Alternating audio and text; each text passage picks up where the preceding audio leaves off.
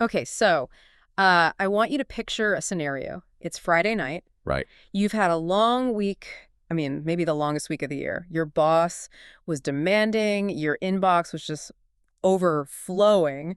Been there. And you finally clock out. You just want to turn your brain off. So you decide to catch a movie. You could go to buy a ticket. It costs $10. Simple transaction. Exactly. It feels clean, straightforward.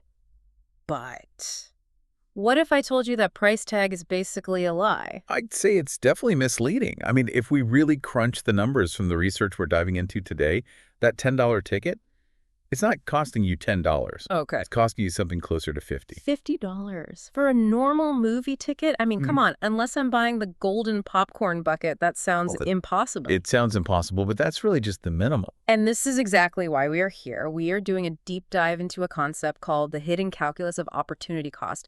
And honestly, this research has completely rewired how I look at my credit card statement. It's a little terrifying. It forces a huge perspective shift, doesn't it? Our mission for this deep dive is pretty straightforward. We want to help you stop making decisions in the dark. Because we're used to just looking at the sticker price. Exactly. For a movie, a dinner, a new phone, whatever. We think that's the whole story. But the core argument here is that the sticker price is just the tip of the iceberg. The dangerous part is what's hiding underwater. So let's unpack that. The central idea is this concept of opportunity cost. And I feel like I heard that phrase, in an Econ 101 class years ago. We all did.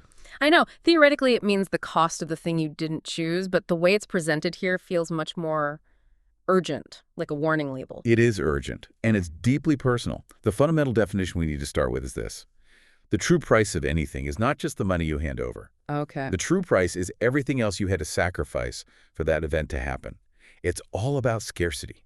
You have scarce resources, your time, your money, your energy. And when you allocate them to one thing, you're automatically, you're killing off the possibility of using them for anything else. Killing off possibilities. That sounds so dramatic.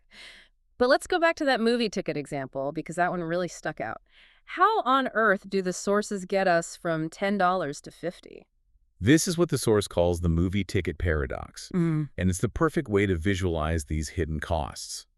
So on the surface, yes, you tap your card, $10 leaves your account. That's the explicit cost. The money leaving the building. Exactly. But now we have to look at the implicit cost. How long is the movie? Let's say 2 hours. Standard blockbuster. Right. So for those 2 hours, you are occupied. You can't be doing anything else. You're locked in that dark room. You're locked in. And to understand the true cost, you have to assign a value to your time. Now, this is where it gets sticky for people. This is where I know people are probably shouting at their speakers right now. What if I'm on a salary? I don't get paid by the hour. Or it's Friday night. I wouldn't be working anyway. That's the common pushback. My time is free. But the source material argues that all time has an economic value, even leisure time. How so? Well, think about it this way. Even if you aren't at your main job, you have opportunity. You could be doing a side hustle. You could be learning a skill that gets you a promotion down the line. You could be, just planning your finances to save money. So just because the possibility exists to earn money, the time has a price tag. Exactly. If you could theoretically be earning, say, $20 an hour, that's a conservative estimate, that time has a price. You are spending it. Okay, so if my time is worth $20 an hour, then 2 hours in a theater means you've effectively spent $40 of potential earnings. You didn't write a check for it, but the result is the same. Yeah. You're $40 poorer than you could have been. And then you add the actual $10 you paid for the ticket. There you go. $10 cash out plus $40 of inflow that never happened. The calculation is brutal, but simple. The real economic impact is $50. That is wild. It totally changes the calculus of, let's just go see a movie. It's a $50 decision. But here's the thing. Does this mean we shouldn't have fun? Are we supposed to be these productivity robots? No, thankfully that is not the conclusion. That would be a miserable way to live. Right. And that's a crucial distinction the source makes. It isn't saying don't go to the movie. It's saying acknowledge the full price. So it's about informed consent, knowing what you're actually paying. Precisely. If that movie is worth $50 of value to you, if it brings you joy or relaxation or inspiration, then it's a good purchase. Go see it. The problem is that most of us make the decision thinking it's a $10 purchase. We undervalue the cost, so we overconsume. Yes. We spend our earning potential without even realizing it. This is about honest accounting. That makes sense. It really raises the bar for what's worth it. But let's swivel to something else, because the research didn't just talk about spending money, it talked about the things we think are free. This part got me, the trap of the freebie. Oh, this is a classic. The word free might be the most dangerous word in our language when it comes to making decisions. It just short circuits our brain. Totally. You get invited to a free dinner, maybe a networking thing, and you think, well, I don't have to pay for the food, so the cost is zero. And that is the trap. The source material outlines a scenario where a free dinner ends up costing you $100. $100 for a meal I didn't pay for. Walk us through that math. It's the same logic as the movie, just amplified. A dinner isn't just 2 hours. You have to get ready, you have to travel there, maybe sit in traffic. The whole evening is gone. Right. So that's Yeah. the unearned cash component again. Exactly. And that time is gone. The source puts a specific figure on it, up to $100 in opportunity cost. But there's another layer here that the source explicitly mentions, which I found fascinating. It talks about a hit to your physical fitness. Oh, interesting. So it's not just financial. There's a biological cost. Think about it. If you go to this free dinner, are you eating, steamed chicken and broccoli? Probably not. It's tiny quiches and wine. Or pizza. Exactly. It's often heavy food, high sodium, maybe alcohol. And because you're at this dinner, where are you not? I'm not at the gym. I'm not cooking a healthy meal at home. Correct. You sacrificed a workout for this free event. So the cost is one evening of lost productivity valued at $100 plus a negative impact on your health. Wow. It really creates this image of an invisible taximeter running over our heads all day.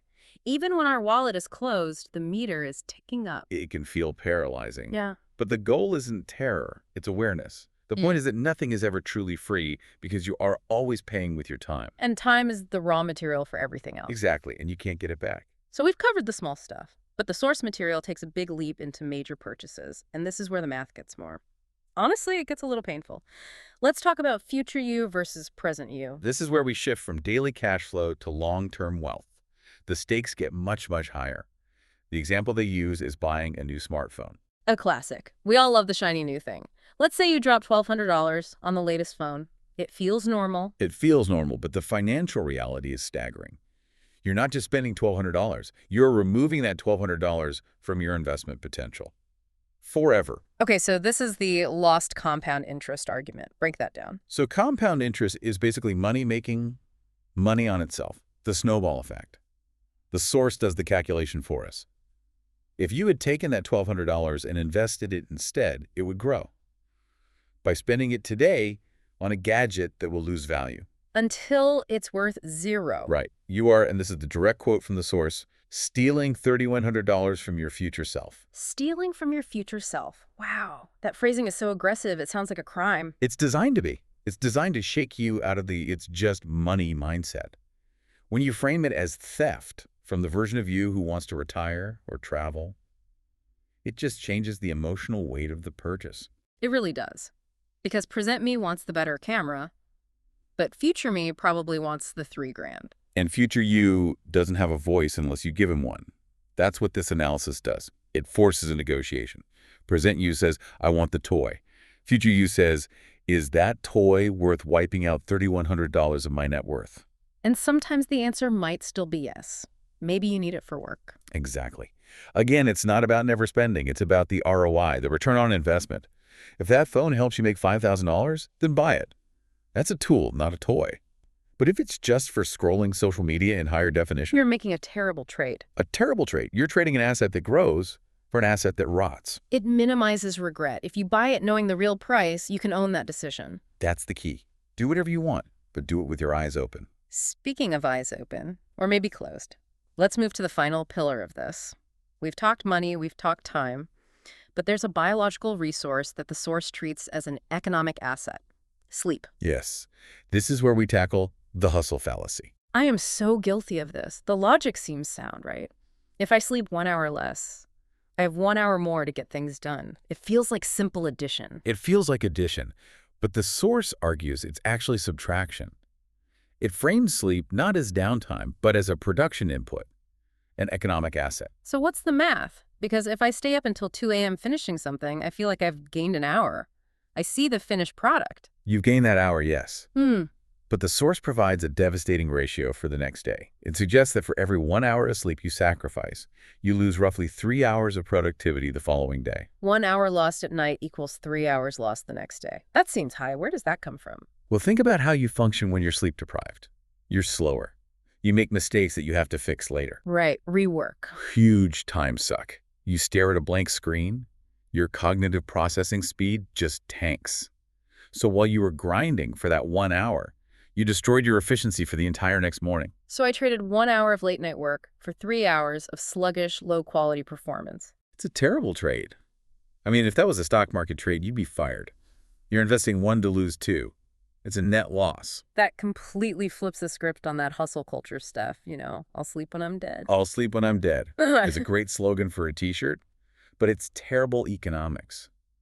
The hustle fallacy is believing that 2 a.m. is the same value as 10 a.m. But it's not. The quality of the time matters. So sleeping is actually a smart business decision. It is the ultimate productivity hack. Protecting your sleep is protecting your ability to generate value. Skipping it is like driving a car without changing the oil. You save time today, but the engine blows up tomorrow. And the cost of the engine blowing up is way, way higher. Orders of magnitude higher. Wow. This is a lot. I feel like we've just dismantled the way most of us get through the week. The movie, the dinner, the phone, the alarm clock. In every case, the common sense view was incomplete.